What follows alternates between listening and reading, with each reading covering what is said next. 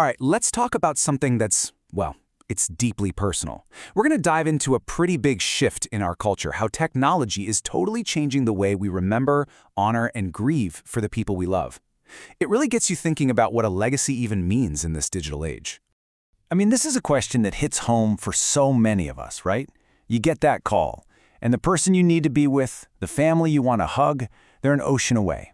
So what happens to these ancient rituals when our world is somehow more connected and more spread out than it's ever been? And that right there, that's the real challenge.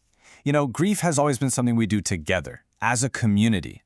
But what happens when that community is scattered all over the place? Different cities, different countries, even different continents.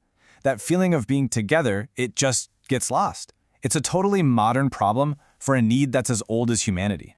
So how do we bridge that gap? How do we find that connection when we're all living in this global village?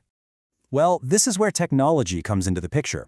And it's not here to replace tradition, not at all. It's here to expand it. A digital memorial, it becomes this central place, this hub that anyone can get to. It's basically a gathering spot that completely ignores geography. Okay, so let's dig into how these digital spaces are actually helping families connect, no matter how far apart they are. Yeah, and we're not just talking about some static web page here. These are living, breathing, interactive spaces. A cousin over in Australia can pop in and share a favorite photo. Friends can actually participate in a virtual service. Family members can post messages whenever a memory strikes. The point is, everyone can feel included, and that is so important for pushing back against that awful feeling of isolation that grief can bring.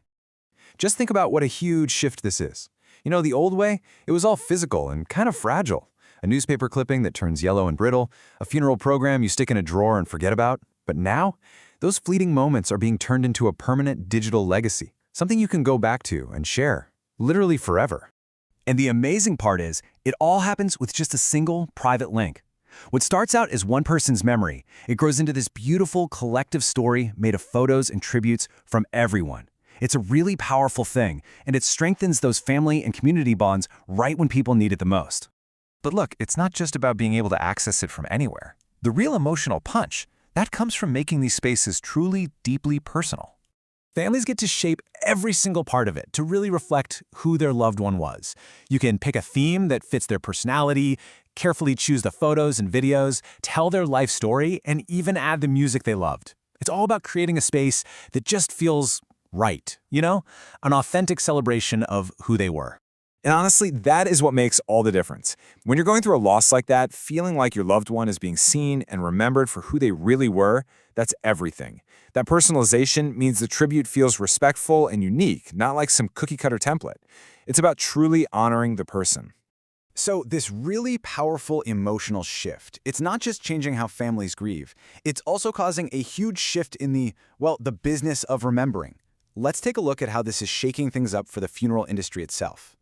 And you might be thinking, wait a minute, isn't that an industry that's all about tradition? And you're right, it might seem a little weird. But there are some really good reasons why modern funeral homes aren't just getting on board with this tech, they're actually leading the charge.